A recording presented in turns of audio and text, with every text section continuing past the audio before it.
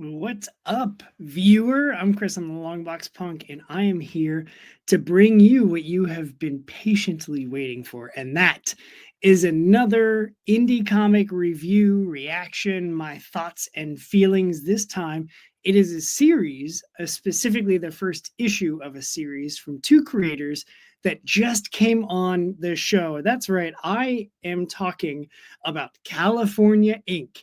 This series is crazy. So picture it 20 years in the future, 22 to be precise. It takes place in 2047.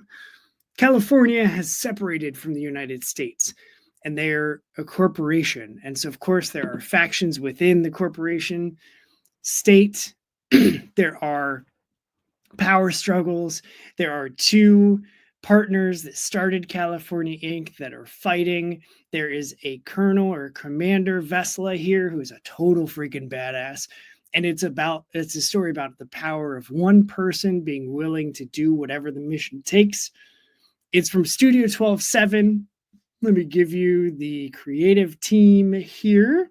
Writer Arthur N. Ebuen, illustrator colors Dave Law, editor Justin, and then the letterer Frank as well. There's pictured here are the 4 variant covers also, but it starts off, and immediately from this first page, here we see 2047, the border of California and Nevada. This is Commander Vesla. This sweeping, snowy, watercolor-esque looking landscape is Dave Law just showing off, and he does it so frequently, and his artwork fits so perfectly with the watercolors, the heavy blacks and the thick lines. And then he would scan them in, because I asked him about it on the episode, which you should totally watch. He would scan in the analog artwork he did and then add digital effects on top of it. Now, even though it's set in the future, a lot of the tech that we see is very, very believable. It's just a half step forward from things that we already have. And I'm sure, honestly, some of this stuff does exist. We just don't know about it as the general public. But that we get so much story in this first issue. We see the backstory of how Commander Vesla came to be a commander and why she was the best. We start to see the tension between the two partners in the board. We get this incredible HQ splash page. Like, I love it, man. The deep purples in this space with just this bleak, like, sterile building and the moon behind it and the water. It's great. It's such a great layout.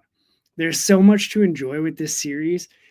The entire series, the 4th issue, which is the newest issue and the final issue of the story, all 4 are currently on Kickstarter right now. So you can go to Kickstarter, type in California Inc. This book will pop up and you can get the catch-up tiers, both analog or both digital and physical copies. So whether you're a digital reader or you're a physical reader, you can get all 4 copies. They've got pins, which are just super cool. They've got a patch, which is Commander Vesla's name patch. Lots of cool stuff in the campaign page. Here we see the beginning of the struggles between the two folks that started California Inc. with their battle against the board, really setting up just that power struggle that is always going to exist and always has existed. Super grounded story, even though it is heavy on the sci-fi. It's still a very human story. And so that's what makes California Inc. one that is definitely worth your attention. So go do what's good for you, punks. Not only should you check out the campaign, which is linked in this episode description, it's also, you should go and find the episode I did with both Art and Dave. We had a great chat. I really enjoyed talking to the two of them. Anytime I can chop it up with a creative team about their process and influences, I'm a happy person. And I was a very happy person when I talked to both of them about those things. So make sure you do all of the things, share it, like it, comment that you liked it, all the stuff that I'm really bad at telling you to do. And then go do what's good for you, punks, and read some indie comics. Until next time, I'm Chris. I am indeed the Longbox Punk, and I am out of here.